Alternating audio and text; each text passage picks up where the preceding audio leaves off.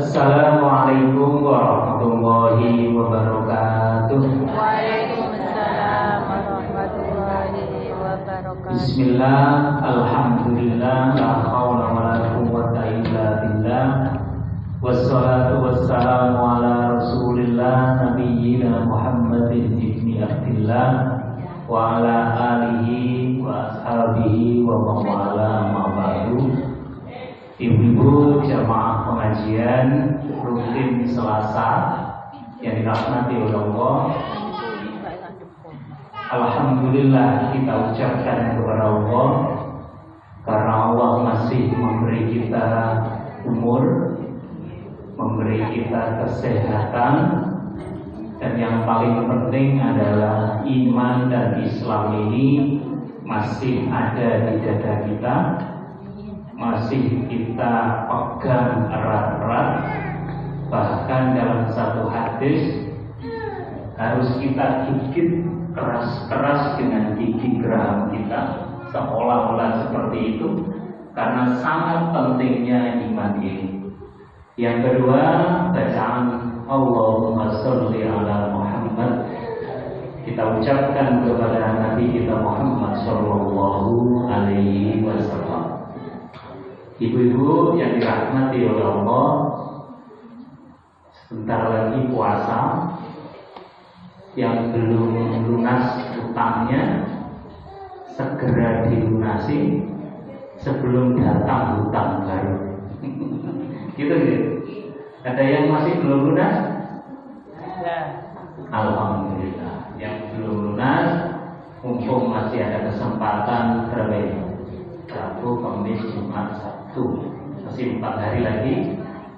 Kalau H-1 diusahakan jangan puasa gitu, supaya ada bedanya antara Ramadan dan tidak. Kan puasa kita hari Senin, Ahadnya jangan puasa, meskipun itu nyaur hutang. Supaya apa? Supaya ada bedanya mana Ramadan, mana yang nyaur hutang atau yang sunnah lainnya. Terus Nabi itu kalau misalkan malam gitu ya, nanti berarti pada saat maghrib hari Ahad malam itu biasanya Nabi selalu berdoa. Kalau doa-doa gini kan sudah banyak yang disampaikan oleh para ustaz ya.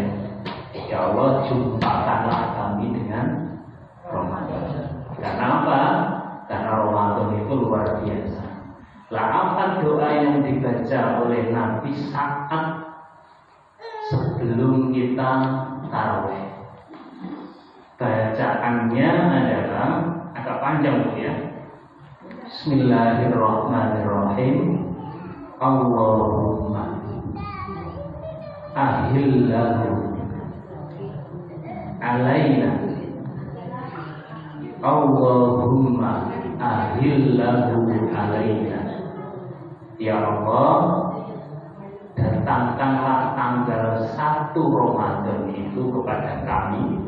Itu artinya bilyumi, dalam suasana hati kami tenang, wal imani, dan kami dalam kondisi iman, wassalamati, dan badan kami sehat, wal islami, dan kami dalam keadaan beragama Islam. Saya ulangi, Allahumma ahillahu alaina bil yumni wal islami wal imani wassalamati wal islam rabbi wa rabbukallah. Jadi itu yang biasanya dibaca oleh Nabi. Ini doa agar kita saat melalui Ramadan itu selalu diberi kesehatan oleh Allah. Kalau diberi sehat, insya Allah puasanya nutup. Masih diberi ketenangan oleh Allah, sehingga menjalani puasa itu dengan enak, tidak dalam kondisi psikologis yang repot, yang ruwet, sehingga ibadah Ramadan kita tenang. Dan yang paling utama saat menghadapi Ramadan, jiwa kita dalam kondisi iman dan Islam. Karena janjinya apa? Barang siapa yang puasa di bulan Ramadan dengan iman dan selalu melakukan hal-hal yang baik saat Ramadan, maka dia akan diampuni dosanya oleh Allah Subhanahu wa Ta'ala. Ini. Apa boleh? Allahumma ahillahu alaina bil yumni. Terus apa lagi? Jangan taruh situ. Wal imani wassalamati wal islami Rabbi wa rabbukallah. Gitu ya. Jadi nanti pada maghrib hari Ahad baca itu, supaya nanti sepanjang bulan Ramadan kita selalu diberi kesehatan oleh Allah, selalu diberi kelancaran dalam melakukan ibadah. Kalau sekarang jangan dibaca dulu. Bacanya apa? Ya Allah, perjumpakanlah aku dengan Ramadan. Bukan soal ngomong soal usia ya. Kalau usia itu nggak nontok sopo sing paling akeh umure, sopo sing paling kritik umure. SKP disuruh doa supaya bisa ketemu dengan Ramadan.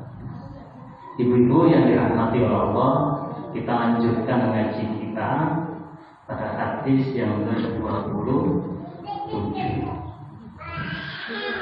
Bismillahirrahmanirrahim. Anin Nuwasi, dari sahabat Nuwas bin Sam'ana, anaknya Sam'an, Al-Ansori, golongan Ansor. Qala, berkata Nawas, sa'altu, aku bertanya Rasulullah kepada Rasul, anil birri, bertanya tentang apa itu kebaikan. Wal ismi, bertanya juga tentang apa itu dosa. Faqala, maka menjawab Nabi, al birru, kebaikan itu husnul khuluqi, akhlak yang baik. Wal ismu, sedangkan dosa itu segala sesuatu hata yang meragukan, fi sodrika, di dadamu, wa karita, dan kamu tidak suka, ayat tola'a, bahwa mengetahui, alaihi, atas apa tadi, annasu, manusia. Dalam hadis yang lain juga disebutkan, Wa'an Wasibata, dari sahabat Wasibah bin Ma'badin, anaknya Ma'bad. Qala, berkata Wasibah, ataitu, aku datang Rasulullah kepada Rasul. Faqala, maka aku bertanya, Cita, faqala, maka berkata Rasul, Cita, apakah kamu tadi datang? Tas'alu, bertanya, anil birri, tentang kebaikan. Kultu, aku berkata, na'am, hi Rasul. Faqala, maka bersabda Rasul, istafti, minta fatwa kamu, qalbaka, kepada hatimu. Al-birru, yang dinamakan kebaikan, segala sesuatu, itma'annat, yang menenangkan, ilaihi, kepadanya, an-nafsu, jiwa, watma'anna, dan tenang, ilaihi, kepadanya, al-qalbu, hati. Wal ismu, sedangkan dosa, segala sesuatu hata yang ragu-ragu, fi nafsi, di dalam jiwa, wataroddada, dan bolak-balik, isodri, dalam dada. Wa in aftaka, Dan meskipun memberi fatwa kepadamu an-nasu manusia, waktu dan mereka memfatwakan kepadamu. Ibu-ibu yang dirahmati oleh Allah, hadis ini tentang apa itu kebaikan, apa itu dosa. Kata Nabi, kebaikan itu akhlak yang baik. Maknanya apa? Salah satu yang membuat kita bisa masuk surga itu dua. Yang pertama, kita bertakwa kepada Allah, hablum minallah. Yang kedua, akhlak kita baik, hablum minan nas. Dan ini perlu kita perhatikan. Kalau kita itu hidup, berarti hubungan kita dengan Allah harus baik. Takwa kita kepada Allah harus baik. Dan yang kedua, hubungan dengan manusia juga harus baik. Dalam hadis ini disebut sebagai husnul khuluq, akhlak kita harus baik. Ini kunci. Karena apa? Kadang-kadang ada tipe orang itu dua. Sholatnya rajin, posoe saged, tapi mek tonggoe berbahaya. Tahu berbahaya. Ada juga mek uang api, tapi langsung sholat. Islam ini, Islam. Dua-duanya tidak benar.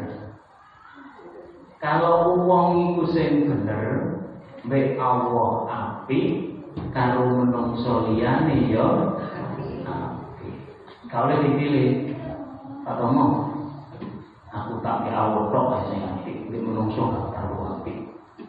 Dosa kok wae kalau ada juga orang sing cerita Pak ngomong, tonggo iki lho apik. Ora tau sholat maghrib, ora tau Jumatan, sholat Idul Fitri kadang metu kadang ora, tapi cek longane nek tonggo. Ya beritahu aja, luwih apik maneh nek durung sholat. Itu ya, aja dilokno. Lah wong ora sholate apike ngono daniya sholat. Tambah apik maneh. Makanya kita jadi manusia aja pilih-pilih, Bu. Mana yang baik Pak Tomo? Kode-kode rapi. Karena apa? Hubungan kita dengan Allah itu juga harus baik. Artinya apa? Yang ngasih rezeki kita itu siapa sih? Allah. Lah kok saya ngekei rezeki dieleni? Kita dikasih nafas gratis, oksigen gratis. Lah kok dikongkon sholat ping 5 angel. Lah kira-kira apik apa orang hubungan dengan Allah? Rezeki Allah. Makanya dalam hadis yang lain itu gini,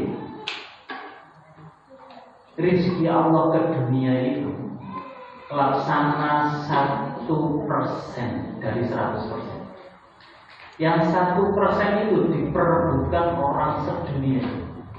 Itu hanya 1% rezekinya Allah di dunia ini. Atau di hadis lain, kita seperti mencelupkan air di lautan dengan telunjuk kita, terus kita angkat, kan pasti ada air yang nempel. Itulah rezeki Allah di dunia ini. Sementara lautan yang masih ada, itulah rezeki Allah saat nanti di akhirat. Lah padahal hidup kita di dunia ini, kalau mendapatkan rezeki yang maha banyak itu, apakah mau kita sia-siakan? Tentu tidak, loh. Makanya hubungan kita dengan Allah harus baik. Itu dulu. Beberapa kali saya sampaikan, minimal orang bisa masuk surga itu apa? Syahadat. Minimal. Lah Pak Tomo, nek ana wong syahadat kok mari ngono gak lapo-lapo. Ya akhirnya masuk surga. Tapi kan ya iku man diwola-wali sik nang neraka. Diwola-wali sik Gusti Allah. Kok nek dosane entek baru diumbah nang telaga Kausar baru dimasukkan ke surga.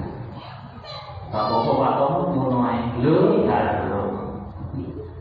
Siksa neraka yang paling ringan.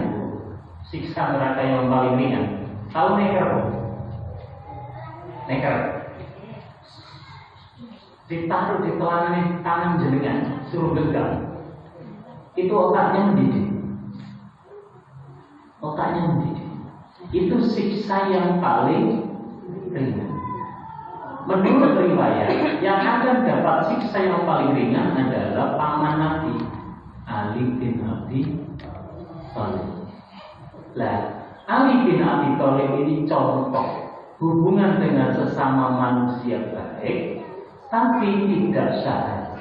Berarti hubungan dengan Allahnya tidak baik. Itu saja masuk neraka. Neraka yang paling ringan tuh. Lah kalau yang paling ringan itu sudah kena Ali bin Abi Thalib, berarti kita lebih berat dari Ali bin Abi Thalib, dan itu naudzubillah min dzalik. Wis aja angen-angen mampir sing neraka. Caranya apa? Ya nek ana perintah dijalani. Wis gak usah takut gawe apa. Pak mau jare nek poso itu iso sehat. Ya Nabi ngomong ngono tuh, tapi ojo karena kepengen sehat poso. Engko nek sampean tambah loro malah ngelono Allah. Gitu mboten? Jare ini nek poso itu tambah sehat. Malah jenengan poso kok tambah loro-loron. Engko malah ngene, awet goro. Aku poso tambah loro iki. Gitu nih. Pokoknya dikongkon opo ya Allah wis gak usah takut tujuane. Dikongkon sholat wis gak usah takut tujuane opo. Ya sholat naik. Dikongkon poso ya saya poso. Dikongkon zakat ya zakat. Dikongkon apa meneh? Sholat ya sholat. Jadi enggak perlu tanya kepada Allah apa tujuan dari kita melakukan perintah. Ya supaya kita kalau bekerja ya dikongkon bos. Ayo kerja ini, temen kok. Kira-kira sing ditakut itu mantel apa mantel? Kayak anak-anak sekolah, kayak anak-anak dikerjakan. Buat apa? Ya gurunya apa mantel deh. Sama seperti kita kalau melakukan perintah, ya ini dikongkon be Allah, rumusnya apa? Kita kerjakan, yang kedua pasti baik. Itu aja wes rumusnya. Kalau dilarang kita tinggalkan dan pasti jelek. Wes itu aja rumusnya. Dan itu hubungan dengan Allah. Nah yang sekarang kebaikan itu hubungan dengan manusia yang tentunya akhlak yang baik. Akhlak yang baik itu apa? Ya normalnya kalau kita ingin diperlakukan seperti itu, perlakukan manusia yang baik. Kalau kita ingin, kalau ketemu itu senang disalami wong, ya kalau ketemu wong salam. Kalau kita ketemu orang senang disenyumi, maka senyumilah orang. Itu paling gampangnya. Kalau kita senang dikasih orang, maka senanglah ngasih orang. Wis gampangannya gitu, husnul gitu. Kalau dengan tetangga, dan misalnya tonggoi masak akeh, terus tonggoi itu senang dikasih. Sebaliknya, kalau jenengan pas masak banyak, kasih tetangga.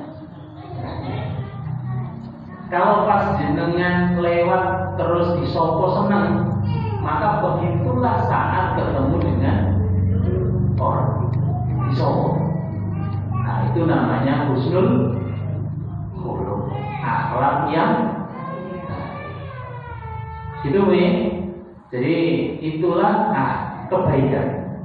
Jadi kalau ada orang ingin diperlakukan atau senang seperti itu, maka perlakukanlah orang lain dengan cara yang sama. Kalau sampean gak senang, nek ketemu dipermuti, ya ojo mermuti. Jadi ukur dengan dirinya sendiri. Nah itulah husnul khuluq, akhlak yang baik. Kalau sampai nggak senang dirasani, coba rasani. Kalau sampean ana tanggane gegeran bojone rame sampai tanggane krungu gak seneng, ya nek gegeran aja rame. Gawe bahasa isyarat. Jadi tanggane enggak krungu. Itu nih.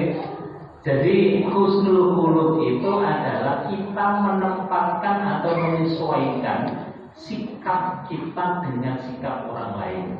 Kalau kita nggak senang digitukan, jangan gitukan. Kalau kita senang digitukan, maka perlakukan orang seperti cara orang memperlakukan kita. Senyum, itu kita senang nggak disenyumi, maka senyumlah pada orang lain. Kalau kita nggak senang disakiti, maka jangan nyakiti.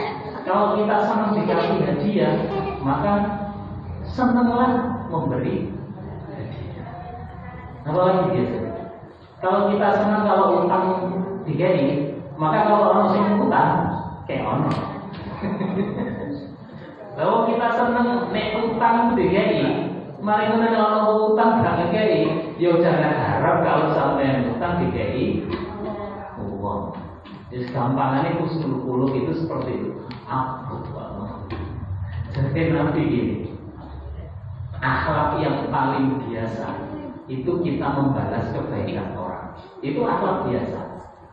Akhlak yang luar biasa kita memberi kebaikan pada orang yang menjeleki kita. Angel wangel. Makanya Nabi ngomong ini akhlak yang luar biasa. Contoh-contohnya banyak. Nabi itu nggak sekedar ngomong. Kalau saya mungkin sekedar ngomong ya. Kalau Nabi kan banyak contohnya. Pas awal-awal di Mekah, Nabi ketika tawaf di Ka'bah, ada orang Quraisy naik di atas Ka'bah, muncali Nabi telepon. Kalau kita istilah polisi berhubung nanti berdoa kok ya Allah tunjukkan hamba kaumku karena mereka tidak tahu. Ada lagi saat hijrah ke Taif mau memberi sesuatu yang membahagiakan mereka dengan dakwah. Apa perlakuan mereka? Nabi dilempari batu sampai langit terdiri-diri. Sampai sing jenenge malaikat Jibril mantel. Kalau malaikat Jibril saja mantel, dah ninyo kita melihatnya lebih mantel lagi kan? Sampai malaikat Jibril menawarkan jasa. Hai Nabi Allah, apakah kamu ridho jika gunung itu aku timpakan kepada mereka? Bayangkan. Itu kalau yang jadi nabi kita, dia ya. Berhubung yang jadi nabi itu nabi kita Muhammad yang akhlaknya dipuji langsung oleh Allah, wa innaka la'ala khuluqin adzim, karena sesungguhnya kamu hai Muhammad akhlaknya itu luar biasa agung, maka nggak jadi kausa. Mungkin generasi mereka tidak mau menerima dakwahku. Aku berdoa kepada Allah agar generasi setelah mereka yang menerima dakwah. Itu nanti memperbaiki berhubungan baik dengan mereka yang menjeleki. Ada juga cerita yang sering saya sampaikan di sini. Ada seorang Yahudi buta di pasar Madinah, bau Madinah mengeluarkan Nabi. Apa perlakuan Nabi? Didulang dan isu. Jadi misalnya pasar babaan, pojokan sampurna. Iku ana wong buta wis tuwa wedok. Bendino iku wis khotbah ngel-ngel Nabi pundi. Tapi bendino sisan Nabi kumarani dulang kurma. Dulangnya gak sekedar dulang kok, dipamahno. Mergo ora diuntung. Dipamahno sik nanti. Dipamahno baru didulang. Setelah Nabi meninggal, Abu Bakar yang ganti. Jari yang buta, lho kok seje. Awak kabeh. Ya karena Abu Bakar sempat nggak tanya kepada anaknya Aisyah. Ternyata Abu Bakar kalau dulang, ya cukup isine terus ditulang. Kalau karena dia lupa nanya piye caranya Nabi dulang. Akhirnya nanya, loh, kamu siapa? Aku Abu Bakar. Dan sebagai dulang aku sopo? Muhammad. Yang kamu lok begini itu yang setiap hari dulang kamu. Sekarang udah meninggal, aku yang gak meninggal. Itu Nabi. Makanya kata Nabi, akhlak biasa itu membalas kebaikan dengan kebaikan. Akhlak yang agung membalas kebaikan dari keburukan. Jadi kalau ada orang yang berlaku buruk kepada kita, iso enggak kita membalas dengan kebaikan? Contohnya Nabi tadi. Angel. Makanya beberapa orang, bahkan sahabat-sahabat yang utama, itu ibadah kepada Allah itu biasa, di sholat. Tapi akhlak kepada sesama manusia ini yang dijaga betul. Karena mereka tidak mau nanti sampai di akhirat dikomplain banyak orang. Kan itu ada hadis itu, siapa yang bangkrut di akhirat? Mereka yang dapat komplain dari orang-orang yang pernah berinteraksi kepadanya. Jadi nanti Bu, bisa jadi saya dengan semua saat nanti kita dihisab oleh Allah, menunggu perhitungan amal, itu ada orang yang datang ke kita. Ya Allah, dulu Pak Tomo ABC kepada saya, hatiku loro, Pak Tomo belum sempat minta maaf kepadamu. Terus ditonton cara dia, oh iya. Terus sekarang mau apa? Aku ingin keadilan. Terus apa yang dilakukan oleh Allah? Ambil pahala saya dikasihkan pada orang yang tersakiti. Datang lagi, sampai pahala habis. Masih ada yang datang lagi. Ganti apa yang dikasihkan? Ganti dosanya orang yang disakiti itu diberikan kepada saya. Makanya kata Nabi, contoh itu adalah contoh orang yang bangkrut di hari akhir. Mereka yang datang kepada Allah dengan pahala puasa, dengan pahala zakat, dengan pahala sholat, tapi datang juga kepada Allah dengan dosa menyakiti tetangganya, dengan dosa mengambil harta tetangganya tanpa izin, dengan dosa menumpahkan darah tetangganya tanpa alasan yang benar. Orang-orang seperti ini, kata Nabi, akan menjadi orang yang bangkrut. Makanya ibu-ibu, husnul khuluq menjadi hal yang penting, menjadi jalan kita untuk masuk ke dalam surga. Terus selanjutnya, apa itu dosa? Al-ismu. Kata Nabi apa? Dosa itu kalau hati kita was-was, melakukan sesuatu, terus hati kita itu nggak tenang tapi was-was.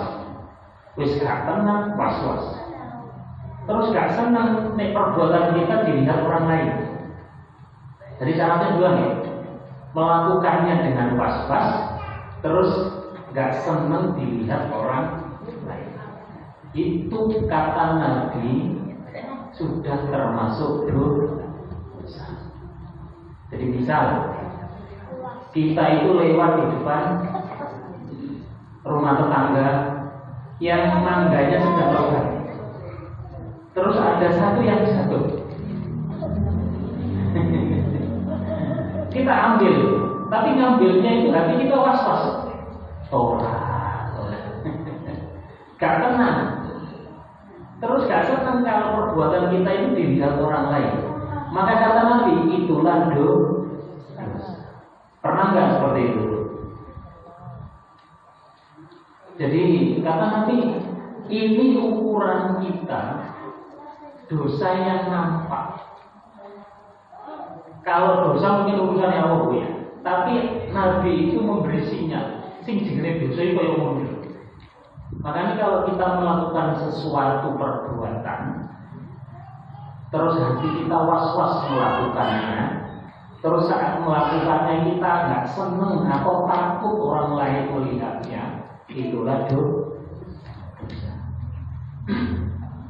Ya kita ukur diri sendiri, Pak Tomo.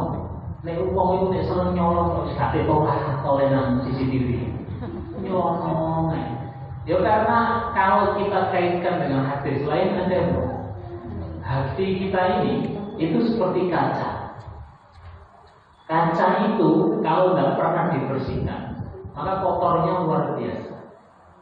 Semakin banyak titik-titik di dalam kaca, maka kaca itu semakin buruk dan tidak bisa dipakai untuk ngocong maneh. Padahal Nabi ngomong, nek awakmu bingung, tanya pada hati nuranimu. Perbuatan ini benar apa enggak? Itu kan Nabi selalu ngomong gitu. Kalau kamu nggak tahu hukumnya ABC, tanya pada hati nurani. Lah tapi kalau hati nurani ini wis buret, ya gak iso ditakoni hati nurani. Hati nurani itu budak kalau sering melakukan dosa. Kalau orang itu hati nuraninya masih bagus, artinya jarang melakukan dosa, itu masih bisa kita tanyai.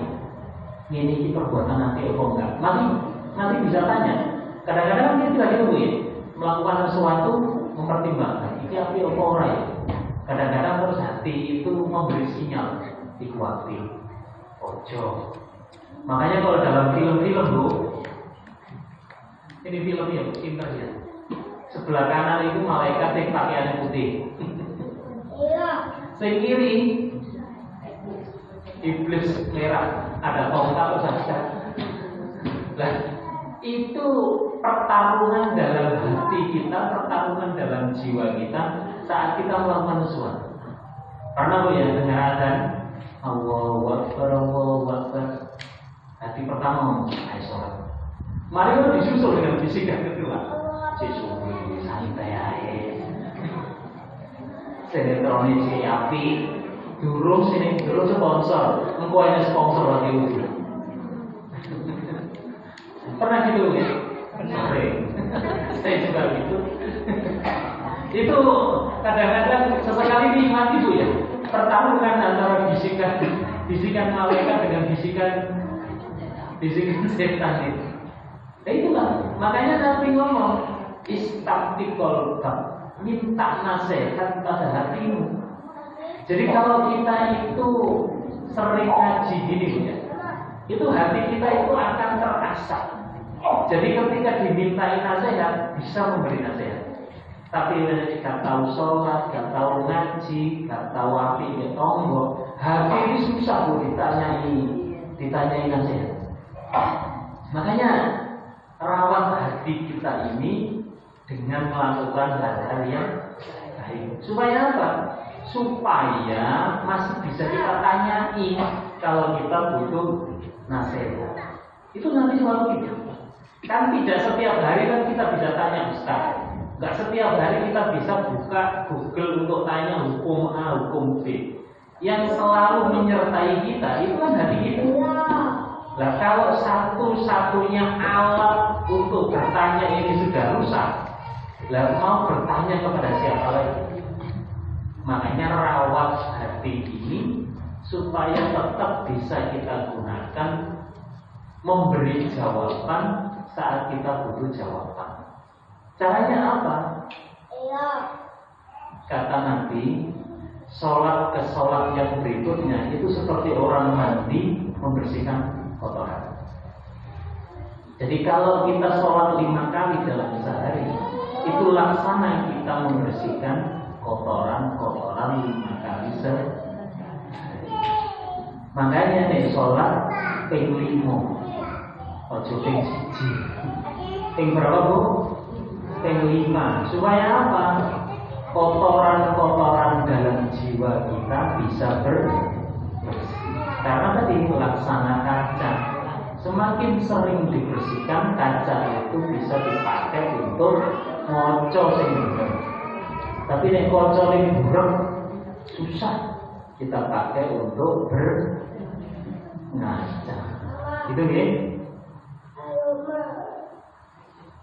Jadi kalau kita sebaliknya, lah berarti yang berpahala itu gimana Pak Teman? Ya berarti yang menenangkan hati. Orang itu kalau melakukan sesuatu hatinya tenang, itu pasti berpahala. Pasti berpahala.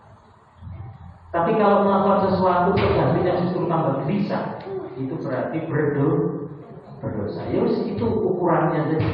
Ukurannya saja. Makanya ada yang namanya hati nurani. Nurani itu bercahaya. Kalau hati nuraninya masih jalan, dia masih bisa jadi sensor. Kalau itu baik, maka hatinya tenang. Kalau itu jelek, maka hatinya gelisah.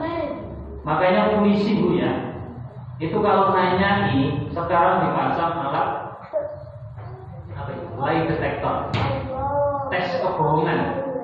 Karena apa? Karena alat itu bisa deteksi orang ini gelisah atau tenang. Jadi kalau ditanyain, kamu tadi malam kemana? Ke Royal Pak. Itu kalau bohong, apa gerakan jantungnya itu cepat. Tapi kalau jawaban itu benar, santai. Nah itu seperti hati kita kalau ditanyai orang. Itu makanya kan jenengan-jenengan kalau tanya ke orang terus raut mukanya seperti apa, itu bisa lihat, oh ini bohong, ini benar. Itu kan kadang-kadang kita bisa deteksi itu lewat bahasa tubuhnya itu. Karena apa? Nabi ngomong, yang berdosa itu yang hatinya gelisah, yang berpahala itu yang hatinya tenang. Jadi kalau polisi mempraktekkan dalam interogasi, nek polisi ini tangguh, wis kate alat pendeteksi kebohongan. Tapi kalau polisi ini ragu, dipasang itu alat Bu. Di sini saja, di tangan kanan. Tadi malam kemana? Royal. Mari kalau polisi ini ngincang dengan alat monitor. Kalau pergerakannya gini, berarti dia bohong. Sing bener. Royal Pak, tambah ngomong ini. Temen dapat TP, gerakannya tak. Jam berapa? Jadi ada alatnya. Karena apa? Kalau dia bohong, itu hatinya. Jadi hatinya itu dan itu mungkin pakai rumus hadis ini. Mungkin pakai rumus hadis ini. Jadi kalau dia berlaku bohong, berarti kan berdosa, itu hatinya nggak tenang. Kalau dia berpahala, berarti hatinya tenang. Gitu kan? Jadi kalau bicara dengan orang, kita lihat wajahnya. Katanya orangnya kambing mimpi wajah. Itu kalau dia bohong, itu matanya ke atas beberapa kali, sering ke atas. Itu teorinya. Nggak tahu saya benar atau enggak ya. Cuman kalau gitu-gitu kan hanya aku dan dia yang tahu apakah bohong atau tidak. Orang lain kan hanya menduga saja. Seperti itu. Ada pertanyaan sampai sini? Dan Nabi menambahi untuk hal ini. Makanya orang yang paling cerdas itu orang yang ingat bahwa dia akan meninggalkan dunia ini dan dia menyiapkan bekal sebaik-baiknya untuk perjalanan panjangnya nanti. Ini kata Nabi, terkait dengan hadis ini Nabi menambahi di salah satu hadis yang lain bahwa orang itu dinamakan orang yang cerdas kalau dia yakin suatu saat dia akan meninggalkan dunia ini dan menyiapkan sebaik-baiknya bekal untuk perjalanan panjang. Beberapa kali saya sampaikan, orang nanti kalau sudah terlanjur bertemu Allah, dihisab oleh Allah, itu getunnya luar biasa. Karena apa? Saat dia bertemu dengan Allah, pahalanya kurang. Kalau pahalanya kurang, pasti masuk neraka. Karena apa? Kalau pahalanya kurang, itu berarti dosanya lebih banyak. Nah, ini pasti masuk neraka dulu untuk membersihkan dosanya. Karena yang masuk surga itu orang yang bersih saja. Hanya mereka-mereka yang tidak ada dosanya. Nah, yang berdosa di mana Pak? Ya, dosanya dibersihkan dulu. lama tidaknya tergantung seberapa banyak dosa yang dia kumpulkan sewaktu di dunia. Lah nanti ada orang itu bertemu dengan Allah, dia bilang, ya Allah, laku aku biar gak amal sing apik sing wakeh. Karena apa? Dia tahu di hadapannya itu. Lalu sebelum menghadap Allah, dia ketika di alam kubur itu sudah diperlihatkan oleh Allah. Ketika di alam kubur, bukan di kuburan ya. Kan beda kuburan dengan alam kubur. Di alam kubur, orang itu kalau calon penghuni surga, itu yang datang malaikat yang ramah-ramah. Dikandani sing api-api diperlihatkan sebagian surga. Tapi kalau orang itu calon penghuni neraka, sing datang itu malaikat sing kereng-kereng, diperlihatkan contoh-contoh neraka. Dan Nabi mengingatkan kita, awak dewi itu diarani wong cerdas, kata Nabi. Kalau ingat itu dan menyiapkan yang terbaik. Nah ini kan bagian dari kita menyiapkan, cari ilmunya. Terus apa yang mau kita pilih untuk persiapan kita? Karena apa? Kita nggak ingin ketika bertemu dengan Allah menyesal. Menyesalnya apa? Pengen balik dunia, melakukan kebaikan, tapi istilah. Bagaimana nggak tahu kalau sudah meninggal? Waktu kita nggak banyak. Waktu kita nggak banyak. Makanya selagi masih dikasih kesempatan, ingat bahwa kita nanti akan hidup tanpa kematian setelah kita meninggal. Makanya kalau bilang hidup sesudah mati. Justru yang hidup sesudah mati itulah hidup yang tak mati. Nggak mati mana? Karena apa? Khalidina fiha. Di surga kita pengen apa itu? Makanya tadi ayat yang dibaca, salah satu fasilitas surga itu ada sungai dari mata air yang jernih, rasanya tawar, tidak payau. Ada sungai yang mengalir dari susu, ada sungai yang mengalir dari anggur, bahasa Qurannya dari khamr, tapi yang tidak memabukkan. Ada sungai yang mengalir dari madu. Ini kita bayangkan. Terus ditutup dengan ayat penghuni neraka makanannya yang tidak enak, bahkan usus mereka saja terpotong-potong. Enak bilang. Makanya benar kata orang yang cerdas itu orang yang ingat bahwa dia akan meninggal. Tapi bukan berarti tak manusia ya. Oh ini disampaikan oleh Nabi lanjutannya. Orang yang ikut, yang ingat meninggal dan menyiapkan kematian terbaiknya sebagai bekal menuju Allah Subhanahu wa Ta'ala. Dan kita nanti akan bertemu dengan puasa, itu bagian dari kita melebur dosa-dosa kita. Karena Allah itu janji 30 hari kita konsisten, maka kita keluar dari Ramadan, dosa-dosa kita diampuni semuanya loh. Semuanya tanpa terkecuali. Nah makanya sahabat itu kalau ditinggalkan Ramadan nangis. Kalau kita ditinggalkan Ramadan takbir dan keliling, nggak apa-apa, itu budaya. Tapi dalam hati kita harus sedih. Karena apa? Karena belum tentu kita ketemu Ramadan yang akan.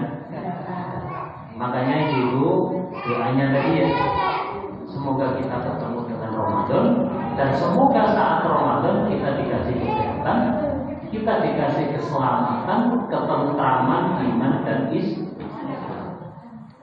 Ada pertanyaan? Saya lanjutkan sedikit ya, karena ini juga bagian dari lanjutannya hadis tadi.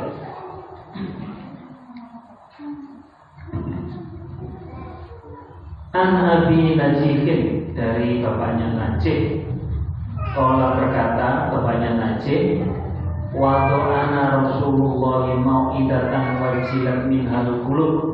Pada suatu ketika Nabi itu pernah memberi khutbah kepada kami, suatu khutbah yang menggetarkan hati kami, dan sampai air mata tak terasa menetes. Maka sahabat-sahabat bertanya, ya Rasulullah, hai Rasulullah, apakah ini wasiat terakhirmu? Kalau iya, tolong wasiatkan hal-hal lainnya kepada kami. Nabi berkata, ini isi wasiat Nabi. Usikum bitaqwallah wasabri wat ta'ah. Takwalah kamu kepada Allah, sami'na wa ata'na. Meskipun yang menyampaikan wasiat itu seorang budak. Makanya Bu, kalau ibu-ibu gak pernah itu ya, Jumatan. Kalau Jumatan itu salah satu rukunnya seorang khatib itu harus menyampaikan usikum bitaqwallah haqqa tuqatih. Itu pasti. Kalau nggak mau itu Jumatan batal. Makanya dia makan rukun. Ini kata Nabi, bertakwalah kamu kepada Allah, sami'na wa ata'na, meskipun yang menyampaikan itu seorang budak. Karena ada sambungannya dengan tadi, hablum minallah. Fa innahu may ya'is minkum fasayara ikhtilafan katsiran. Karena apa? Nanti kamu akan hidup dan akan penuh perpecahan. Ini wasiatnya. Dan benar kan Bu? Sekarang ini urusan apa? Siti wis.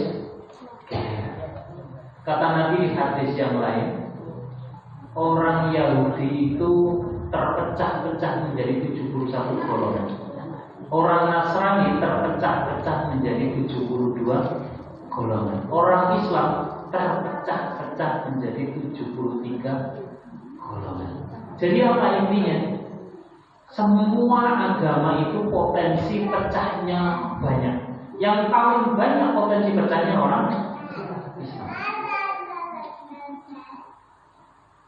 Fa'alaikum bisunnati wa sunnatil khulafa'ir rasyidin al-mahdiyyin. Kalau kamu tidak ingin menjadi orang yang gampang dipecah-pecah, maka tetapilah sunnah Nabi Muhammad Sallallahu Alaihi Wasallam dan kebiasaannya khulafaur rasyidin yang 4 itu. Abdu alaiha bin nawajid, gigit sunnah itu artinya pegang erat-erat. Jadi seolah-olah Nabi ngomong, kalau kita itu pengen sesuatu, itu kan digigit erat-erat dengan gigi geram. Sampai Nabi seolah-olah ngomong gini, tetapilah sunnahku itu seolah kamu menggigitnya dengan gigi geram. Wa iyyakum wa muhdatsatil umur, dan takutlah kamu kepada hal-hal yang bid'ah, hal-hal yang baru dalam urusan agama. Karena setiap yang baru itu bid'ah dan setiap bid'ah itu sesat. Ibu-ibu yang dirahmati Allah, saya kalau baca ini bisa bayangkan bagaimana Nabi dulu itu khotbah kepada sahabatnya. Kalau bahasa Nabi seperti ini yang saya baca, wajar kalau sahabat itu sampai gemetaran dan air matanya itu keluar. Saya aja nggak membayangkan nanti baca ini aja seolah-olah sesuatu yang luar biasa, apalagi yang bocor itu nanti. Kan kita sering ya, kalau kita sholat atau kita khotbah atau apa, itu kan kadang kita mendengarkan khotbah itu tak terasa air mata itu netes, atau pas sholat tak terasa netes. Ada cerita dari teman saya, Jogja. Dia itu pengurus Muhammadiyah Pusat. Suatu saat ada pertemuan diimami oleh seorang kiai sepuh. Kiai sepuhnya bacanya juga bukan surat yang aneh-aneh, baca surat At-Takasur. Semua jamaah pada bacanya nggak seperti bacanya orang-orang yang sekarang yang merdu-merdu itu. Biasa. Tapi cerita teman saya, semuanya dia merasa. Suatu saat, ini kiai dari Jember. Suatu saat beliau pas teman saya itu dolen ke Jember, ke rumah beliau soal. Setelah itu datang waktu sholat, Pak Yai itu ngimami di musola ke rumah. Tak terasa juga. Diimami nangis lagi.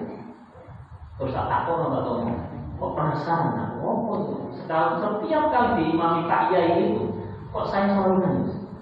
Kata Pak Yai, aku tidak lapor-lapor. Cuma aku yang ngomong, rata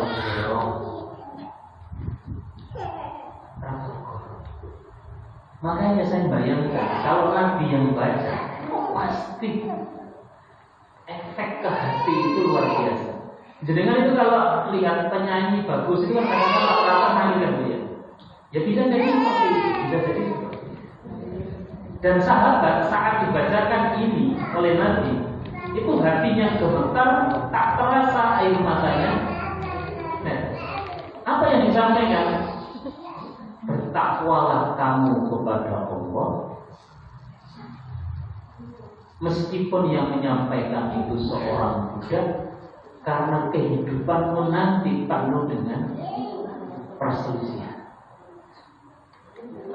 Kita merasakan Bu ya, urusan pemilu gontok-gontokan, urusan pemilu gontok-gontokan sampai gak sopo semua. Iya nih suami istri pilihannya podo aman. Tapi nih suami istri pilihannya beda, bisa ranjang.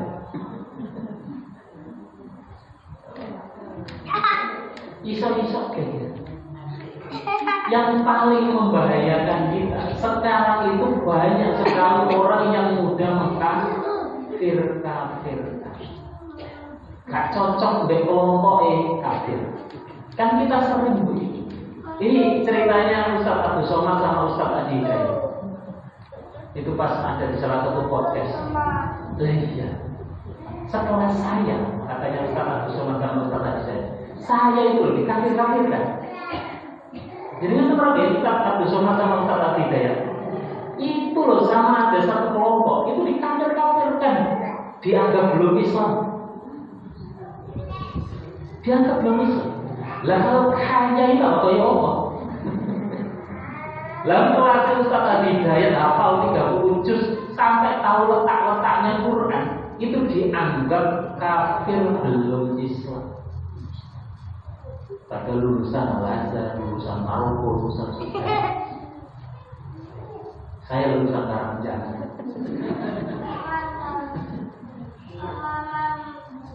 Ustaz Abdul Somad juga kan.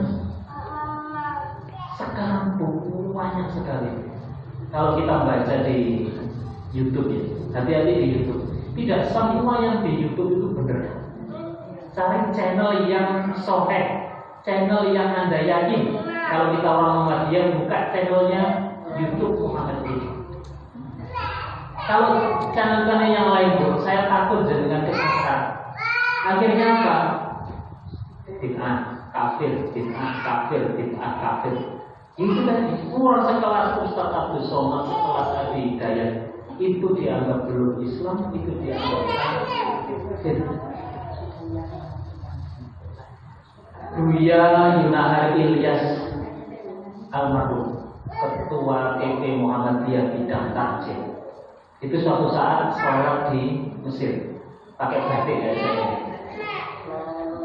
Setelah sholat diingatkan sama salah seorang, ada bid'ah. Sholat pakai batik itu dianggap bid'ah. Dianggap bid'ah.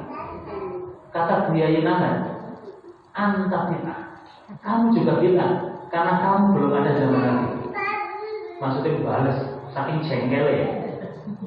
Lah terus apa persoalannya kita sholat menggunakan batik dianggap bid'ah?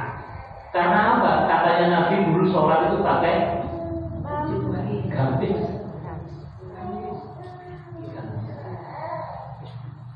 Sekarang luar biasa. Makanya kata Muhammadiyah gini, yang ibadah itu harus kita murnikan dari kisah benar. Misal, sholat subuh 2 rakaat. Kalau ada yang ngomong 3 rakaat, 4 rakaat itu kita.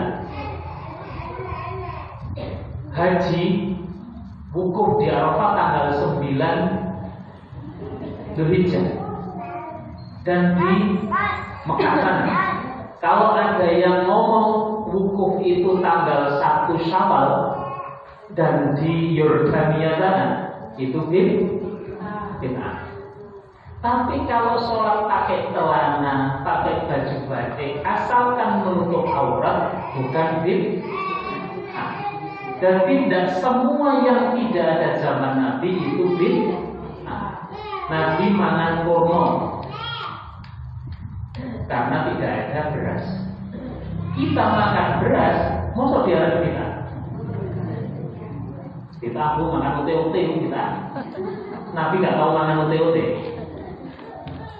Lah sekarang banyak orang yang menganggap semuanya nih kalau zaman Nabi itu bid'ah.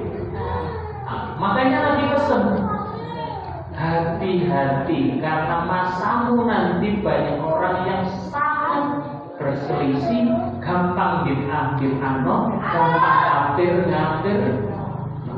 Dan kita jangan masuk kelompok yang seperti itu. Nabi itu ya dakwah habis-habisan supaya orang masuk Islam.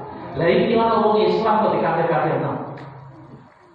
Ini ada sesama Muslim kok dikafir. Dan sekarang marak itu banyak seperti itu. Makanya jangan salah gaul, jangan salah masuk link YouTube. Karena nanti dikatakan kalau di sini sini kafir, ya siku alamat lah. Sampai geser mawon.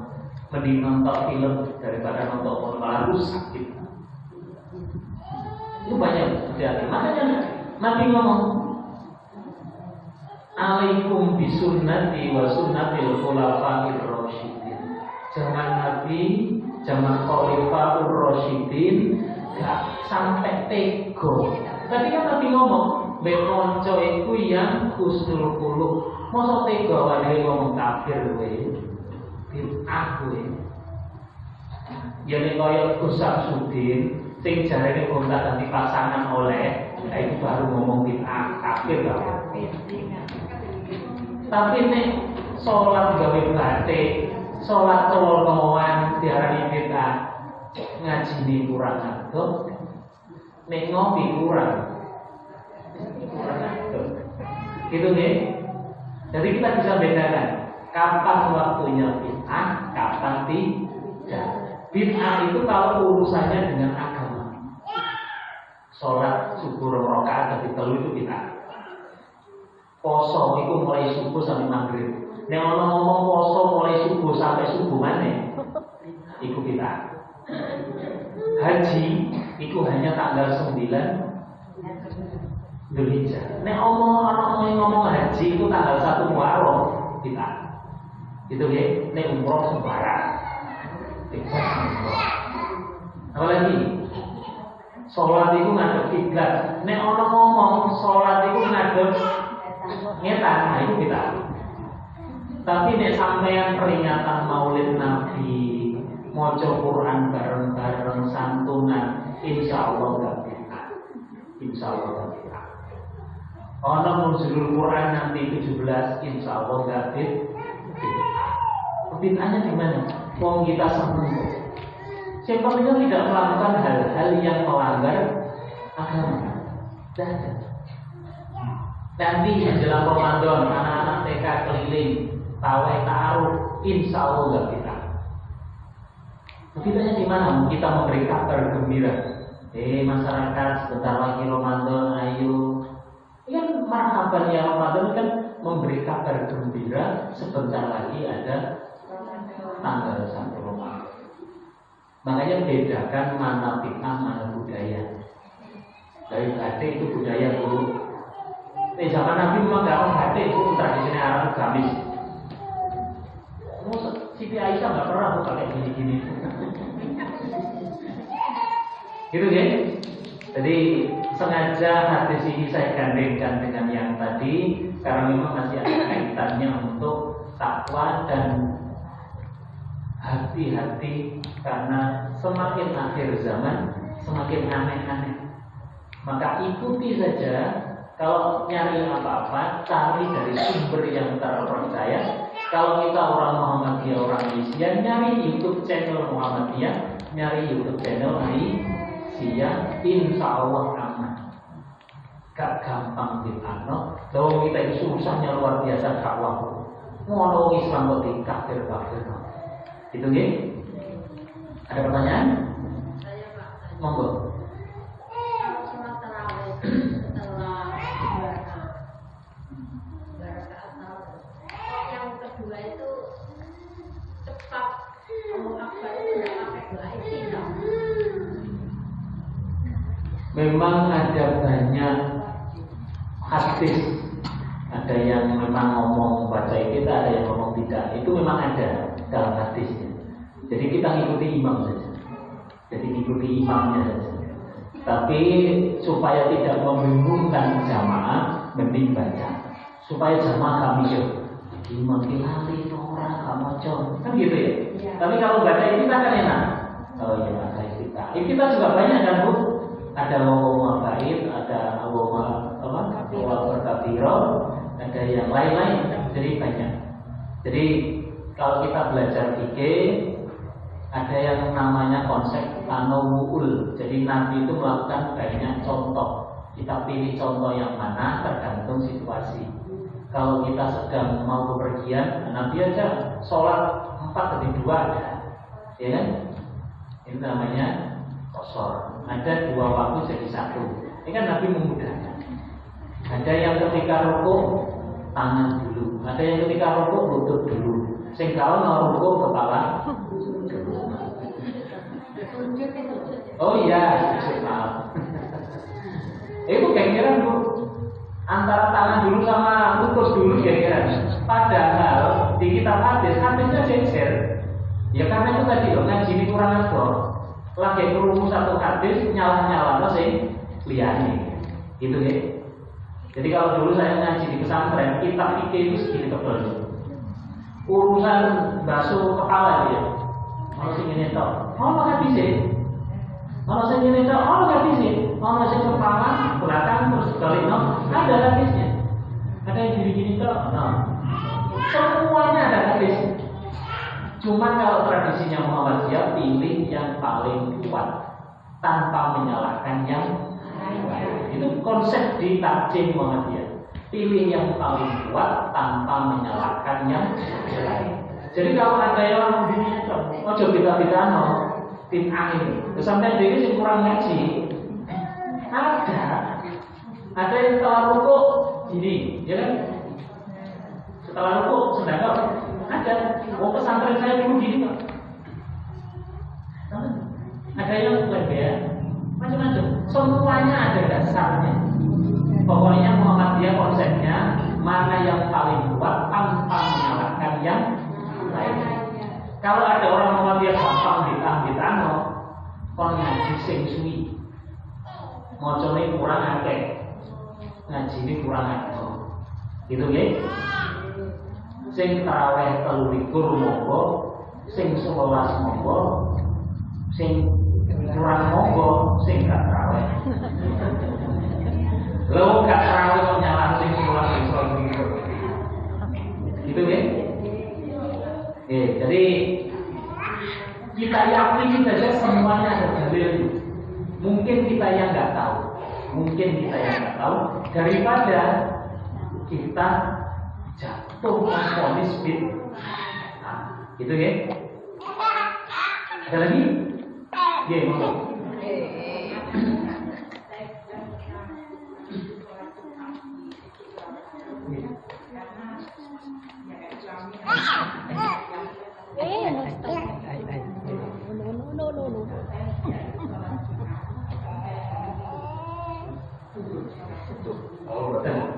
Memang kalau tradisinya Surabaya jarang ya perempuan ikut Jumatan.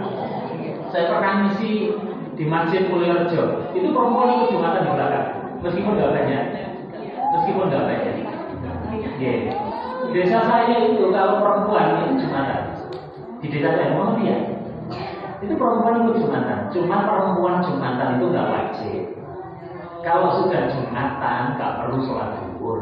Karena Jumatan itu sudah termasuk sholat zuhur di hari Jumat yang ada tata cara khususnya. Gitu. Kalau di sini jarang perempuan ikut. sholat Jumat. Enggak umum. Sampean budal Jumatan malah bingung sampai nanti. Duduknya di mana? Memang ada beberapa yang sholat Jumat.